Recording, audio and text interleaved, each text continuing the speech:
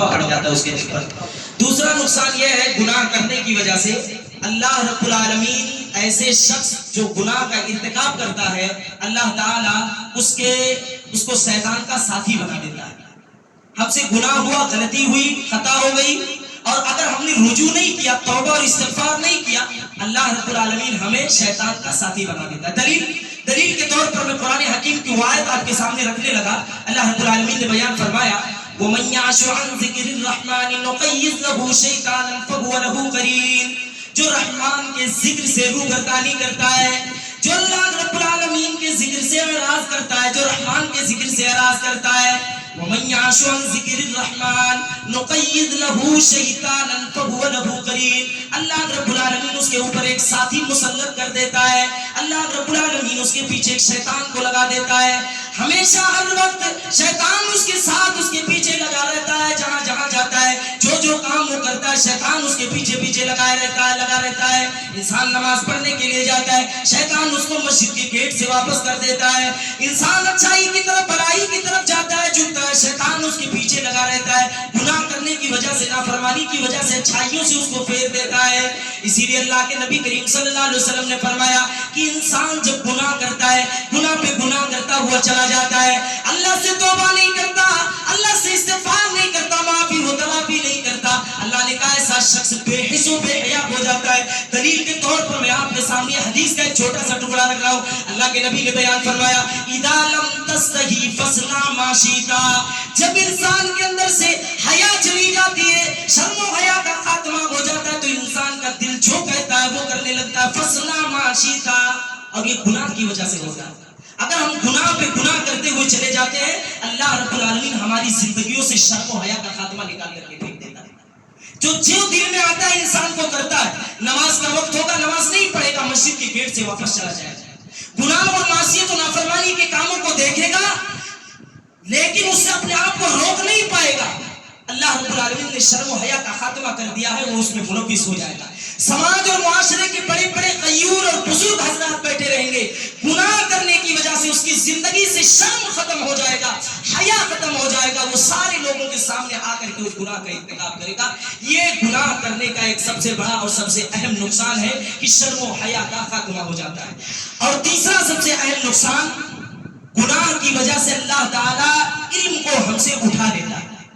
آج بہت سارے لوگ ایسے بھی ہیں، کہتے ہیں مولانا ہم نے مکتب میں پڑھا تھا 8 پارہ 10 پارہ 5 پارہ، آج وہ بھی یاد نہیں رہا، آج اس کو بھی ہم نہیں یاد رکھ پائے، مولانا بھول گیا، ہم سے نکل گیا، ضائع ہو گیا وہ چیز۔ مولانا ہم کو سورۃ الفاتحہ سے لے کر کے چھوٹی چھوٹی جتنی سورتیں ہیں، ساری سورتیں اما پارہ کی ہم کو یاد نہیں، لیکن مولانا صاحب ہم اس کو بھول گئے، ہم چھوڑ دیے پڑھنا۔ میرے بھائیو اور دوستو، قوت حافظہ اس وقت کمزور ہوتا ہے، علم کی یادداشت اس وقت ختم ہو جاتی ہے جب انسان گناہوں سے لت پت ہو جاتا ہے۔ آپ کو یاد ہونا چاہیے، سماج اور معاشرے کے اندر ایسے بہت سارے حفاظ، عالم، علماء، بڑے بڑے غیور علماء، سلفیہ سے پڑھنے والے، منصورہ سے پڑھنے والے، ماہد سے پڑھنے والے، بڑے بڑے اداروں سے، مدینہ سے پڑھنے والے لوگ، حدیث کی کتابوں کو، قرآن کی کتابوں کو، جنہوں نے بخاری پڑھا ہوگا، مسلم پڑھا ہوگا، ترمذی پڑھا ہوگا، نسائی پڑھا ہوگا، ابن ماجہ پڑھا ہوگا، لیکن گناہوں سے اپنے آپ کو نہ روکنے کی وجہ سے وہ علم ان کا ضائع ہو گیا۔ بہت سارے ایسے حفاظ آپ کو مل جائیں گے، گناہ کرنے کی وجہ سے انہوں نے اپنی قوت گویائی کو ختم کر دیا، اور قوت گویائی اللہ رب العالمین نے ان کے جسم سے، ان کی زندگی سے نکال کر کے پھینک دی، گناہ شامل ہو گیا ان کی زندگی میں۔ اس لیے اللہ رب العالمین نے اس قرآن کے حافظے کو ان کے ذہن سے، ان کے دماغ سے، ان کے دل سے نکال دیا۔ گناہ اور دین کا علم دونوں ایک ساتھ اکٹھا نہیں ہو سکتا۔ آئیے میں آپ کے سامنے ایک واقعہ رکھتا ہوں، امام شافعی رحمہ اللہ تعالیٰ نے کہا۔ امام شافعی رحمہ اللہ تعالیٰ نے اپنے استاد محترم سے کے پاس گئے، عرض کرنے لگے استاد محترم یہ بتائیے میرا قوت حافظہ کمزور ہو گیا ہے، میں کمزور ذہن کا ہو گیا ہوں، میں کند ذہن کا ہو گیا ہوں۔ شکوت الی وکیع سوء حفظی فارشدنی الی ترک المعاصی فإن العلم نور من الہی ونور اللہ لا یعطی لیاسی۔ اے استاد محترم میرا قوت حافظہ کمزور ہو گیا ہے، مجھے کوئی وجہ و سبب بتا دیجئے، کوئی علت بیان کر دیجئے، بتا دیجئے، تاکہ میں اس چیز کے ذریعے سے اپنی قوت حافظہ کو مضبوط کر لوں. استاد محترم نے کہا فارشدنی الی ترک المعاصی، اے بچے تو نافرمانی کو چھوڑ دے، تو معصیت کو چھوڑ دے، تو غلط کام کو چھوڑ دے، تو اللہ رب العالمین کے ساتھ گناہ کا کام کرنا چھوڑ دے. فإن العلم نور من اللہ ونور اللہ لا یعطی لیاسی، کیونکہ یہ علم اللہ رب العالمین کا نور ہے. اللہ تعالیٰ اس نور کو کسی عاصی کو، کسی نافرمان کو، کسی بدکار کو، کسی گناہ کرنے والے کو اللہ تعالیٰ یہ علم نہیں دیتا ہے. گویا پتہ یہ چلا علم اور گناہ دونوں ایک ساتھ اکٹھا نہیں ہو سکتے. اگر علم ہے تو گناہ، اگر گناہ ہے تو علم ختم ہو جائے گا. دونوں چیزیں ایک ساتھ اور برابر نہیں ہو سکتی ہیں. تو گناہوں کا ایک سب سے اہم اور سب سے بڑا نقصان یہ ہے کہ انسانی زندگی سے اللہ رب العالمین علم کا صفایا کر دیتا ہے اس کے گناہ کرنے کی وجہ سے. اور آگے بڑھیے، گناہ کرنے کی وجہ سے اللہ رب العالمین اس کی دنیا کی زندگی کو تنگ کر دیتا ہے. انسان روزی کے لیے در در بھٹکتا ہے، روزی کمانے کے لیے کوشش کرتا، جد و جہد کرتا ہے، لیکن اپنی اس کوشش میں وہ کامیاب نہیں ہو پاتا ہے. نہ جانے کون کون سے سبب اور وجوہات اور علت کو تلاش کرتا ہے کہ میں اچھی روزی کماؤں. لوگ بمبئی سعودیہ تک اپنے گھر بار سارے لوگوں کو چھوڑ کر کے چلے جاتے ہیں. لوگ روزی کو تلاش کرنے کے لیے، کمانے کے لیے کئی سو کلومیٹر کی مسافت کو طے کرتے ہیں. لیکن اللہ نے کہا یاد رکھ لو، تم روزی تمہیں میں نہیں دوں گا، تمہاری زندگی تنگ کر دوں گا اس وجہ سے کہ تم اپنے آپ کو گناہوں سے نہیں بچاتے ہو. دلیل اللہ رب العالمین نے قرآن مقدس کے اندر آیت کریمہ کو نازل کیا اور بیان فرمایا وَمَنْ أَعْرَضَ عَنْ ذِكْرِي فَإِنَّ لَهُ مَعِيشَةً ضَنكًا وَنَحْشُرُهُ يَوْمَ الْقِيَامَةِ أَعْمَى قَالَ رَبِّ لِمَ حَشَرْتَنِي أَعْمَى وَقَدْ كُنْتُ بَصِيرًا قَالَ كَذَلِكَ أَتَتْكَ آيَاتُنَا فَنَسِيتَهَا وَكَذَلِكَ الْيَوْمَ تُنسَى. اللہ نے کہا جو میرے ذکر سے اعراض کرے گا، جو میرے ذکر سے منہ موڑے گا، جو نافرمانی کا کام کرے گا، جو معصیت کا کام کرے گا، جو غلط کام کرے گا، فَإِنَّ لَهُ مَعِيشَةً ضَنكًا وَنَحْشُرُهُ يَوْمَ الْقِيَامَةِ أَعْمَى. اللہ نے فرمایا ہم اس کی دنیا کی زندگی کو تنگ کر دیں گے. وَنَحْشُرُهُ يَوْمَ الْقِيَامَةِ أَعْمَى، قیامت کے دن ایسے شخص کو اندھا کر کے، نابینا کر کے اٹھائیں گے. آدمی سوال کرے گا قَالَ رَبِّ لِمَ حَشَرْتَنِي أَعْمَى وَقَدْ كُنْتُ بَصِيرًا. پروردگار عالم میں تو دنیا کے اندر صاحب بصیرت ہوا کرتا تھا. پروردگار عالم دنیا کے اندر میری دونوں آنکھیں صحیح سلامت تھی. اللہ رب العالمین تو نے میری آنکھوں کے کو چھین لیا، مجھے نابینا کیوں کر دیا، مجھے اندھا کیوں کر دیا. اللہ کہے گا قَالَ كَذَلِكَ أَتَتْكَ آيَاتُنَا، دنیا کے اندر تو نے ہماری نشانیوں کو جھٹلایا، دنیا کے اندر تو نے نافرمانی کا کام کیا، گناہ کا کام کیا، غلط کام کیا، معصیت کا کام کیا. دنیا کے اندر تو نے نشانی جھٹلائی، آیت جھٹلائی، اور اللہ رب العالمین نے آج تجھے جھٹلا دیا، تجھے بھلا دیا ہے. یہ گناہ کرنے کی وجہ سے، نافرمانی و معصیت کی وجہ سے یہ سارے کام ہوتے ہیں. اگر ہماری زندگی میں گناہ آ گیا، زندگی کو اللہ تعالیٰ تنگ کر دے گا. دنیا کی زندگی پریشانی والی زندگی بنا دی جائے گی. دنیا کو ہر طرح سے مصیبت سے، پریشانی سے گھیر دے گا اللہ رب العالمین. اور ایک اور نقصان ہے گناہوں کا، اللہ رب العالمین آئی ہوئی روزی کو ہماری تنگ کر دے گا اور ہم سے چھین لے گا. ایک صاحب نے ایک واقعہ بیان کیا کہ کسی صاحب خیر نے کسی فقیر کے یہاں کچھ روپے یا پیسے یا اناج کی شکل میں لے کر کے گیا اس کو دینے کے لیے. اس کے چوکھٹ پہ، اس کے دروازے پر پہنچا، کیا دیکھتا ہے کہ اس کے گھر سے گانے بجانے کی آوازیں آ رہی ہیں. اس کے گھر سے گانے بجانے کی آوازیں آ رہی ہیں.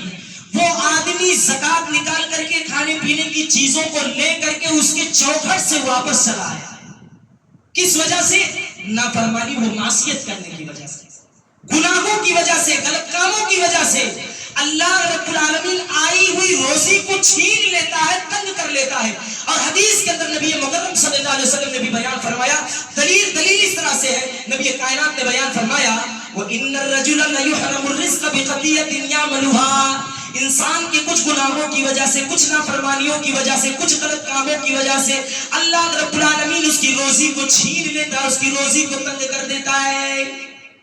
آئی ہوئی روزی کو اللہ تعالیٰ چوکھٹ سے، دروازے سے چھین لیتا ہے، صرف اور صرف ہمارے گناہ اور نافرمانی و معصیت و غلط کاموں کی وجہ سے. بہت سارے نقصانات میں آپ کو بتا سکتا ہوں گناہوں کی، بہت سارے بے مثال نقصانات میں آپ کو بتا سکتا ہوں. اسی گناہ کی وجہ سے قوموں کو تباہ بھی کیا گیا، برباد بھی کیا گیا۔ آپ کو میں نے تفصیلی طور پر وہ واقعہ، وہ قصہ بھی تراویح کی نماز کے بعد ذکر کیا تھا اور بتایا تھا کہ اللہ رب العالمین نے قوم نوح کو کیسے تباہ کیا۔ حضرت آدم علیہ السلام و تسلیم کو اللہ رب العالمین نے جنت میں سے کیوں نکالا؟ ایک گناہ، ایک غلطی کی وجہ سے، ایک خطا کی وجہ سے۔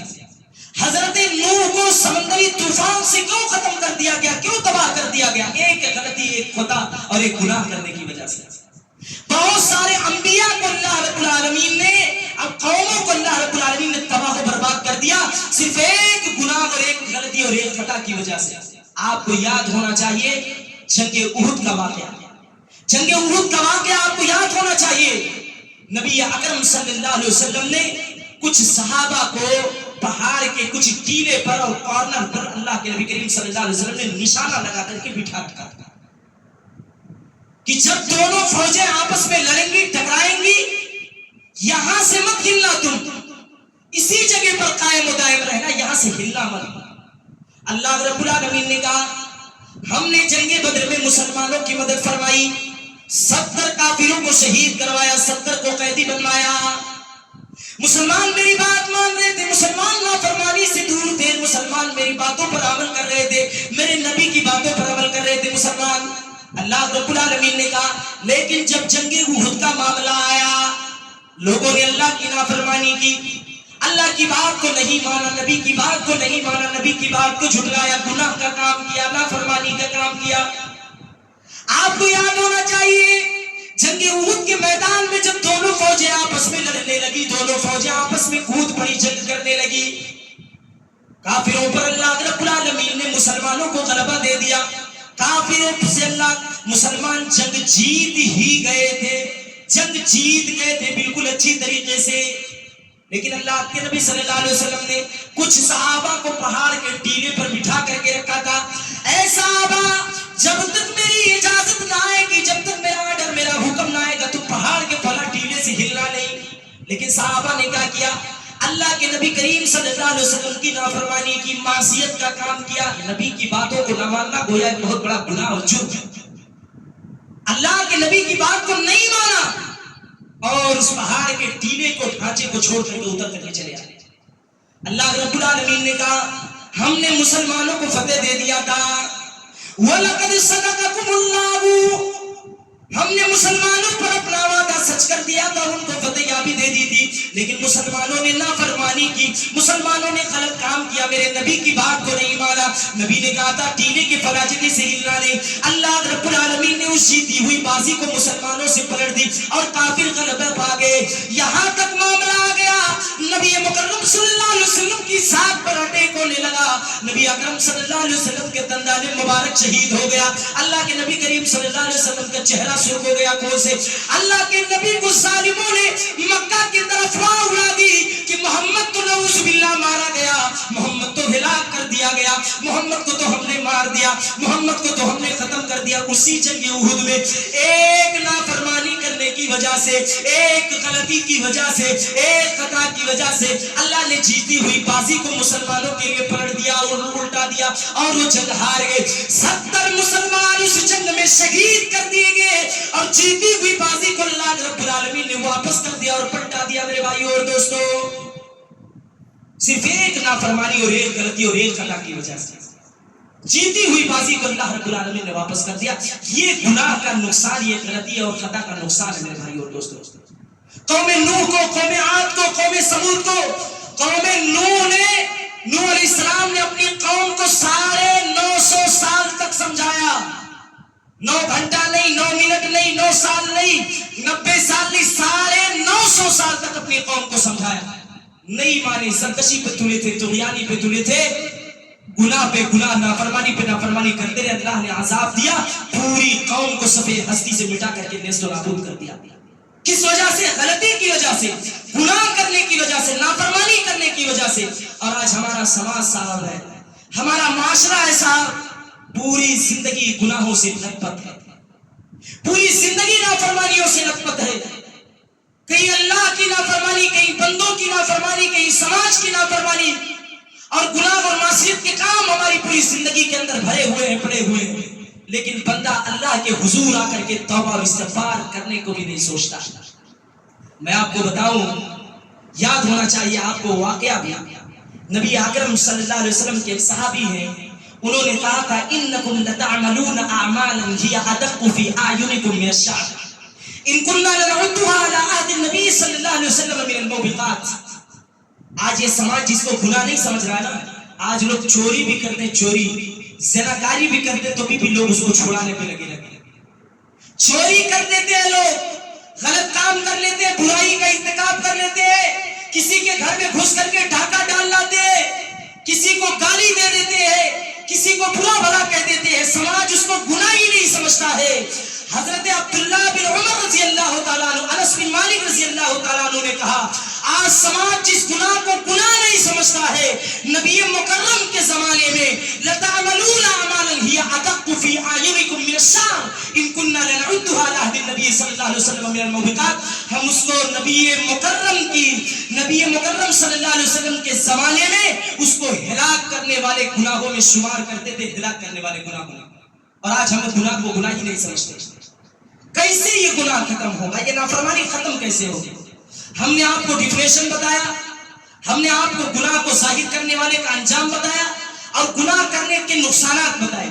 یہ گناہ ہمارے سماج سے ختم کیسے ہوگا صاحب؟ کیسے ہم اس سے بچیں، اپنے دامن کو کیسے بچائیں؟ سب سے پہلا اور سب سے اہم سبب یہ ہے کہ ہمارے دل میں اللہ کا خوف ہونا چاہیے صاحب۔ اگر اللہ کا خوف ہمارے دلوں کے اندر نہیں رہے گا، یاد رکھ لیجئے ہم گناہوں سے، نافرمانیوں سے، معصیت سے اپنے دامن کو نہیں بچا سکتے۔ آپ کو ایک واقعہ میں ذکر کرتا ہوں، ایک صحابی تھے، سفر میں کہیں جا رہے تھے، میں نے وہ واقعہ غالباً ذکر بھی کیا ہے۔ سفر میں جا رہے تھے، ان کو بھوک اور پیاس کی شدت محسوس ہوئی اور ایک چرواہے کے پاس گئے اور چرواہے سے کہا چرواہا مجھے پیاس لگی ہے، ذرا ایک بکری کے تھن سے دودھ نکال کر کے مجھے دے دے، میں پی لوں، سیراب ہو جاؤں، ایک گلاس مجھے دودھ دے دے، میں پی لوں، سیراب ہو جاؤں، بڑی زور سے پیاس لگی ہے۔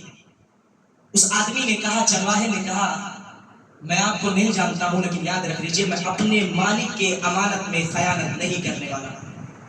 صحابی نے جب اس کے ایمان کے جذبے، حوصلے، شوق اور ذوق کو دیکھا، اللہ کا ڈر دیکھا، اللہ کا تقویٰ دیکھا، خوف دیکھا، اس کو آزمانا چاہیے، فوراً اس کو آزمانا چاہیے۔ کہا ٹھیک ہے، کوئی بات نہیں دینا چاہتا مطلب ایک کام کر، تو کچھ قیمت لے لے اور قیمت کے بدلے میں ہی تو مجھے دودھ ایک بکری کو پوری کی پوری بکری ہی بیچ دے۔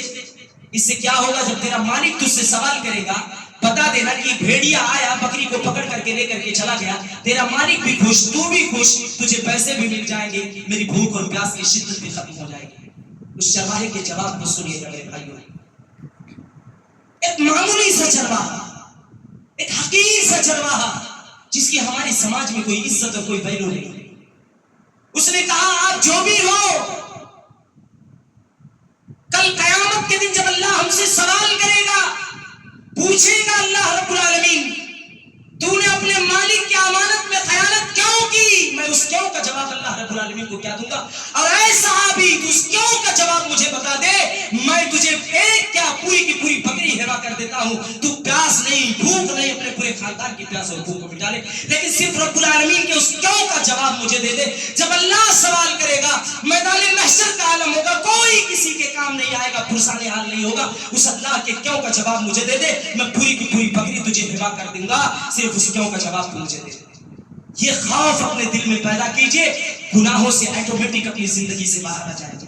یہ خوف ہمارے دل میں نہیں ہے، مسجد سے نکلے صاحب وہی کام، وہی لطپت، وہی پرانی زندگی گیٹ سے سٹارٹ ہو جاتی ہے، مسجد سے باہر نکلے وہی گناہ، وہی نافرمانی، وہی معصیت کے کام سٹارٹ، اور پھر جب 90 سال 80 سال 100 سال کی عمر کو جب پہنچتے ہیں تو مولانا سے بار بار آ کر کے کہتے ہیں مولوی صاحب ہم نے پوری زندگی گناہ کیا، اب ہمارا کیا ہوگا؟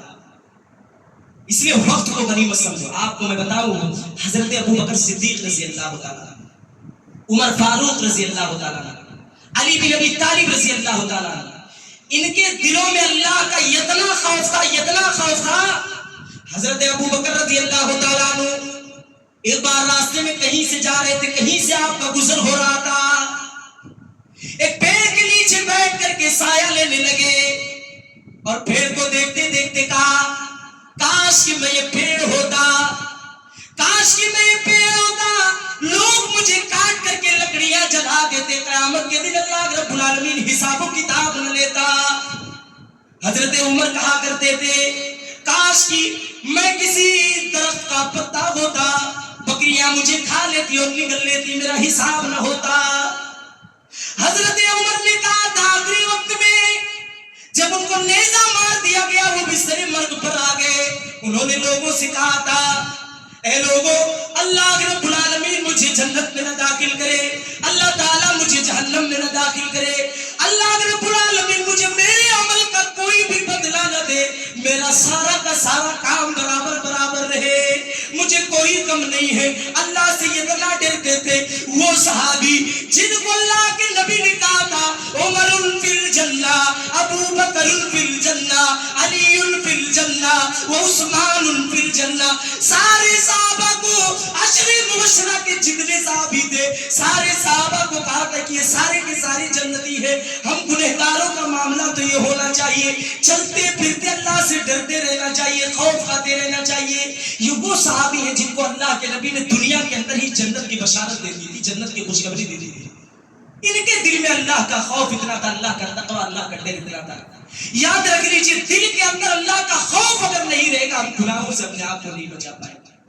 وہ جلیل القدر صحابی ہے، اتنا خوف اللہ کے دل میں ہے، اللہ کا ہے، صرف اللہ کے عذاب سے بچنے کے لیے میرے بھائی اور دوستوں یاد رکھ لیجئے اللہ کا خوف اپنے دل کے اندر پیدا کریں گے، ہماری زندگیوں سے گناہ آٹومیٹک ختم ہو جائے گا۔ دوسرا سبب گناہوں کے ختم کرنے کا، ہم کو موت کی یاد ہمیشہ ہر وقت کرتے رہنا پڑے گا۔ انسان موت کی یاد کرے گا گناہوں سے اپنے آپ کو بچا سکتا ہے۔ انسان موت کو یاد کرے گا نافرمانیوں سے اپنے آپ کو روک پائے گا۔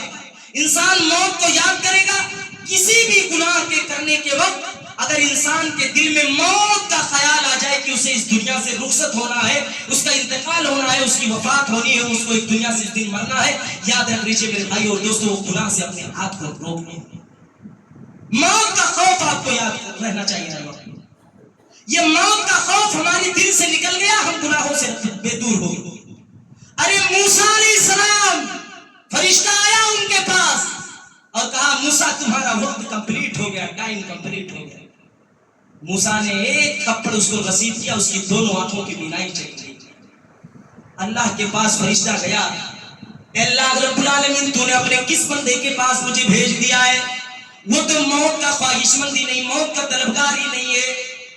اللہ رب العالمین نے کہا اے فرشتے تو دوبارہ جا، موسیٰ سے کہہ دے کیا ہے موسیٰ تو اپنے ہاتھ کو ایک بھیڑ کے بیل کے اس پر اپنے ہاتھ کو پھیرے، جتنے بال اس کے نیچے آ جائیں گے اتنے ہی سال ہم اس کو مزید دے دیں گے۔ اپنی زندگی دنیا کے اندر کہتے کہ اور چیزیں گزارتا۔ جب فرشتہ گیا موسیٰ سے کہنے لگا ہے موسیٰ رب نے بھیجا، ایسا ایسا بولا، ایسا ایسا کہا ہے۔ موسیٰ علیہ السلام نے پوچھا اس کے بعد کیا ہوگا؟ فرشتے نے کہا پھر آپ کو مرنا ہے۔ موسیٰ علیہ السلام سمجھ گئے موت سے ہمیں چھٹکارا نہیں ہے، کسی بھی وقت کسی بھی حال میں آئے گی، اللہ اس موت سے پیچھا نہیں چھوڑنے والا ہے، سب کو مرنا ہے۔ موسیٰ نے کہا اے فرشتے مجھے اب اس دنیا کے اندر نہیں زندہ رہنا ہے، مجھے اس دنیا سے رخصت ہو کر کے جانا ہے، ابھی میری روح کو قبض کر لے، میں اس دنیا سے جانا چاہتا ہوں۔ اس موت کے خوف کو اپنے دل کے اندر پیدا کر لو۔ گناہ کیا کسی بھی چیز سے اپنے آپ کو باز کر سکتے ہو، روک سکتے ہو؟ ارے اس کو چھوڑو، نبی مکرم کو سب سے جلیل القدر نبی ہے۔ اگر کسی شاعر نے کہا تھا کہ اگر اس دنیا کے اندر کسی کے لیے بقا ہوتی، کسی کے لیے بقا ہوتی، لو کانت الدنیا بقاء لما مات خیر المرسلین، محمد کسی کے لیے اگر بقا ہوتی میرے بھائیوں اور دوستوں تو افضل الرسل جناب محمد الرسول اللہ صلی اللہ علیہ وسلم آج ہمارے اور آپ کے درمیان ہوتے۔ یہ اس بات کی دلیل ہے کہ کوئی اس دنیا کے اندر رہنے کے لیے نہیں آیا، سب کو اس دنیا سے رخصت ہونا ہے۔ اگر یہ چیز، یہ بات ہمارے ذہن میں اگر پیدا ہو گئی، چلی گئی، یاد رکھ لیجئے ہم اپنے آپ کو گناہوں سے بچا سکتے ہیں، روک سکتے ہیں۔ البتہ اگر ہمارے ذہن میں دماغ میں دل میں نہ اللہ کا خوف رہے گا، اللہ کا تقوی نہ رہے گا، موت کی یاد سے ہم غافل رہیں گے۔ یاد رکھ لیجئے ایسی ہزاروں تقریریں ہوتی رہیں، جمعے کے خطبے ہوتے رہیں، آدمی اپنے آپ کو گناہ سے نہیں بچا پائے گا، بشرطے یہ کہ انسان خود اللہ رب العالمین سے ڈرے، اللہ سے خوف کھائے، اللہ سے تقوی کرے اور موت کو ہر وقت ہمیشہ جہاں بھی جائے یاد کرتا ہے۔ تیسرا سبب گناہ کے چھوڑنے کا، گناہ کیسے چھوڑے گا؟ قبر کی یاد ہمیشہ کرتے رہنا چاہیے۔ قبر کی یاد کر لیجئے، انشاءاللہ تعالیٰ اپنے آپ کو گناہوں سے روک سکتے ہیں۔ قبر کے ان مراحل کو یاد کیجئے، جب بیٹا چھوڑ کر کے آئے گا، باپ چھوڑ کر کے آئے گا، ماں گھر میں بلک رہی ہوگی، بیٹی بلک رہی ہوگی، بہو بلک رہی ہوگی، ماں چاہے گی کہ اس کو روک لے، بیٹی چاہے گی روک لے والد محترم کو، بہو چاہے گی کہ شوہر نامدار کو روک لے، لیکن لوگ زبردستی ان کو کنارے کرتے ہوئے اس لاش کو، اس میت کو اپنے کاندھے پہ لے جا کر کے زبردستی قبر کے اندر دفنا دیتے اور لٹا دیتے۔ یاد رکھ لیجیے اگر وہ مرحلہ ہمارے ذہن میں رہے گا، ہمیشہ ہر وقت رہے گا، گناہوں سے، نافرمانیوں سے، معصیت سے ہم اپنے آپ کو بچا سکتے ہیں۔ اب قبر کو یاد کرنا ہو، جانا اپنے گھر میں اور ایک کوٹری کو بند کر کے، لائٹ کو بند کر کے، اور اس وقت کو سوچنا، غور کرنا کہ کیا قبر ہوتا ہے۔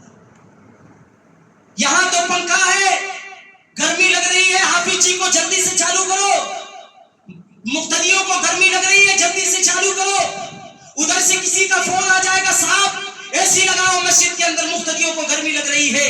ارے اس مرحلے کو سوچو جہاں سارے لوگ چھوڑ کر کے چلے آئیں گے۔ یہ مالدار جو اپنے آپ کو سب سے بڑے بڑے مالدار کہتے ہیں، سخی و فیاض ہے دنیا کے اندر، آپ کی مدد و خدمت کرنے والے لوگ ہیں، یہ لوگ قبر میں لٹانے کے بعد گرمی لگے، ٹھنڈی لگے، برسات آئے، کچھ بھی آئے، آپ کو وہیں پر دفنا کر کے چھوڑ دیں گے۔ ارے آپ نے یہ بھی دیکھا ہوگا کہ بادل کا سایہ، بادل آسمان پر چھا جاتے ہیں، لوگ اپنی زبان سے یہ کہتے ہیں، گرچہ اس کا باپ ہوتا ہے، گرچہ اس کی ماں ہوتی ہے، گرچہ اس کی بیٹی ہوتی ہے، گرچہ اس کی بہو ہوتی ہے، گرچہ اس کا بیٹا ہوتا ہے، لوگ اپنی زبان سے اس کلمے کو ادا کرتے ہیں، جلدی لے چلو میت میں لٹاؤ، چھٹی کرو اس سے، بھاگ کر کے دور چلے آؤ اس سے، یہ جانے اس کا معاملہ جانے۔ قبر کی اندھیرے میں اکیلے آپ رہو گے، وہاں کوئی کسی کا پرسان حال نہیں ہوگا۔ 3 سوال کیا جائے گا، 3 سوال کا جواب دو گے، جنت سے کھڑکی کھلے گی، جواب نہیں دو گے، فرشتے اسی طرح سے لٹا کر کے اور جہنم کی کھڑکی کھول کر کے چلے آئیں گے۔ میرے بھائیو اور دوستو، اس قبر کو یاد کرو، گناہوں سے آٹومیٹک بچ جاؤ۔ اللہ کے نبی کریم صلی اللہ علیہ وسلم نے فرمایا جب کسی میت کو قبر کے اندر دفنایا جاتا ہے، فرشتے 3 طرح کے سوال کرتے ہیں۔ جب کسی میت کو قبر کے اندر دفنایا گیا، فرشتے آتے، جو جنتی شخص ہوتا ہے اس کو ایسے اٹھاتے جیسے نئی نویلی دلہن ہو، اور اٹھا کر کے اس کو قبر کے اندر بٹھا دیا جاتا ہے۔ بڑے ادب کے ساتھ فرشتے اس سے سوال کرتے، من ربک، تیرا رب کون ہے؟ ما دینک، تیرا دین کیا ہے؟ من نبیک، تیرے نبی کون ہے؟ دنیا کے اندر جو گناہوں سے بچا ہوگا، جو نافرمانیوں معصیت سے بچا ہوگا، جو غلط کاموں سے بچا ہوگا، فٹافٹ جواب دے گا، من ربک، ربی اللہ، ما دینک، دین الاسلام، من نبیک، نبی محمد صلی اللہ علیہ وسلم۔ جو کافر ہوگا، جو گناہ سے نہ بچا ہوگا، جو نافرمانی سے نہ بچا ہوگا، جو معصیت سے نہ بچا ہوگا، جو غلط کام سے نہ بچا ہوگا، فرشتے اس کو اٹھائیں گے، جھٹک کر کے اٹھائیں گے، زبردستی اٹھائیں گے، جیسے ماں دنیا کے اندر اپنے بیٹے کو زبردستی کسی کام کے لیے اٹھاتی ہے، فرشتے اس سے بھی سختی کے ساتھ اس کو اٹھا کر کے بٹھا دیں گے۔ سوال ہوگا، من ربک، کہے گا ہاں لا ادری، میں نہیں جانتا کہ میرا رب کون ہے۔ سوال ہوگا، ما دینک، تیرا دین کیا ہے؟ جواب دیا جائے گا، ہاں لا ادری، میں نہیں جانتا ہوں، مجھے نہیں پتا ہے، مجھے کسی بھی چیز کا علم نہیں ہے۔ سوال ہوگا، من نبیک، تیرا نبی کون ہے؟ جواب دیا جائے گا، ہاں لا ادری، مجھے نہیں پتا، میں نہیں جانتا ہوں۔ فرشتے اس کو لٹا کر کے، دھکا دے کر کے اور جہنم سے کھڑکی کھول کر کے اسی قبر کی کوٹری میں لٹا کر کے چلے جائیں گے۔ اس قبر کی فکر کرو، اس قبر کو سوچو، آٹومیٹک گناہ سے بچ جاؤ۔ کہنے کی ضرورت نہیں پڑے گی، تقریر کرنے کی ضرورت نہیں پڑے گی، اگر قبر کی یاد کرو گے اور اس قبر کی 7 بچوں کو یاد کرو۔ حضرت عثمان بن عفان رضی اللہ تعالیٰ عنہ قبر کے پاس جا کر کے کھڑے ہیں، اتنا زاروں قطار رو رہے ہیں کہ آنکھوں سے آنسو نکل نکل کر کے داڑھی مبارک تر ہو گئی۔ لوگوں نے پوچھا اے عثمان کیا ہو گیا آپ کو؟ کہا اس قبر کے مرحلے کو سوچ رہا ہوں، کیا ہوگا اس مرحلے میں، اس مرحلے کو سوچ رہا ہوں، کیا کرے گا اللہ رب العالمین، اس مرحلے کی میں فکر کر رہا ہوں۔ وہ عثمان جس کو نبی کے نے کہا تھا عثمان فی الجنہ، عثمان تو جنتی ہے، وہ صحابی قبر کے قریب کھڑا ہو کر کے رو رہا ہے اور کہہ رہا ہے کہ میرا قبر میں کیا حال ہوگا، کیا معاملہ ہوگا۔ اے لوگوں، قبر کی یاد کرو، قبر کو یاد نہیں کرو گے کتنی تقریریں کر لی جائیں، کتنی نصیحت کر لیا جائے، کتنے آپ کو باتیں بتا لی جائیں، کتنی بھی چیزیں جب واض و نصیحت کی آپ کو بتا دی جائے، اگر ان تمام چیزوں کو اپنے ذہن میں نہیں رکھو گے، اللہ کی قسم میں ذمہ داری کے ساتھ کہتا ہوں آپ کو کوئی سمجھانے اور بتانے والا نہیں ہے۔ ایک اور وجہ اور سبب گناہوں سے بچنے کا بتا کر کے میں اپنی بات کو ختم کر دوں۔ گناہ سے بچنا ہے صاحب تو جہنم کو یاد کرنا پڑے گا آپ کو، اس جہنم کو یاد کرنا، وہ جہنم جس کے تعلق سے اللہ رب العالمین نے فرمایا تھا کہ جہنم اس کا کھانا ایسا ہوگا کہ جہنمی کھانے کو کھائیں گے تو اس حلق سے نیچے نہیں جائے گا۔ اٹھائیے 26 پارے کو اللہ کیا کہتا ہے، دیکھیے ان شجرۃ الزقوم طعام الذین کالمہل یغلی فی البطون کغلق الحمیم خذوہ فاعتلوہ الی سواء الجحیم ثم صبوا فوق راس الحمیم۔ اللہ رب العالمین جہنمیوں کو پھوہڑ کا درخت کھانے میں دے گا، ان کو جو گلے میں اٹک جانے والا ہوگا، اور پانی کے طور پر ان کو پیپ پلایا جائے گا۔ پانی مانگیں گے، پانی کی پیاس کی شدت انہیں محسوس ہوگی، فرشتوں سے حکم اور آرڈر کریں گے اے فرشتوں مجھے پانی پلا دو، اللہ کی طرف سے آرڈر دیا جائے گا۔ کئی سال کے بعد تو ان کا جواب دیا جائے گا، اور جواب سننے کے بعد اللہ رب العالمین انہیں پیپ پلائے گا، پیپ کا پانی پلائے گا۔ اور جہنم کی آگ اتنی زبردست ہے میرے بھائیوں دوستو، اتنی سخت ہے میرے بھائیوں دوستو، دنیا کی آگ سے 72 گنا زیادہ خطرناک اور زبردست ہے جہنم کی آگ۔ جہنم کی ایک چنگاری اگر زمین کے اندر گر جائے تو پوری دنیا کو جلا کر کے راکھ کر دے گی۔ ذرا سوچو اور غور کرو، ہمارا اور آپ کا جسم اگر اس کے اندر جائے گا، ہماری گناہوں کی وجہ سے، ہماری نافرمانیوں کی وجہ سے، ہماری معصیت کی وجہ سے، دنیا کے ایک چنگاری کو ہم برداشت نہیں کر پاتے، دنیا کی چنگاری ہماری چمڑے پہ لگ جاتی ہے۔ باپ کہتا ہے بھاگ کے جا ڈاکٹر کے پاس، ماں کہتی ہے بھاگ کے جا حکیم کے پاس، بیٹا کہتا ہے بھاگ کے جا ڈاکٹر کے پاس۔ ذرا سوچو قیامت کا دن ہوگا، اللہ رب العالمین ہم کو 72 گنا زائد و زبردست دنیا کے مقابلے میں آگ کو ہمارے جسم کے حوالے کر دے گا، جلتا رہے گا، جسم کوئلہ ہو جائے گا، پھر سے اللہ رب العالمین اس کو پرانی شکل میں ڈال دے گا، اور پھر سے میرے بھائیوں اور دوستوں وہ جل کر کے خاک ہو جائے گا۔ یہ بڑا خطرناک ہونے والا ہے۔ گناہوں سے بچنا ہے، نافرمانیوں سے بچنا ہے، معصیت سے بچنا ہے تو جہنم کو ہمیشہ یاد کر کے رکھنا چاہیے۔ اللہ رب العالمین سے دعا ہے مولا کریم تو ہم تمام کے تمام لوگوں کو گناہوں سے، نافرمانیوں سے، معصیت سے، غلط کاموں سے اپنے آپ کو بچا کر کے دور رکھنے کی توفیق عطا فرما۔ اللہ رب العالمین سے دعا ہے مولا کریم تو ہم تمام لوگوں کو کہی ہوئی باتوں پر سننے سے زیادہ غور و فکر کر کر اس پر عمل کرنے کی توفیق عطا فرما۔ آمین۔ السلام علیکم ورحمۃ اللہ وبرکاتہ۔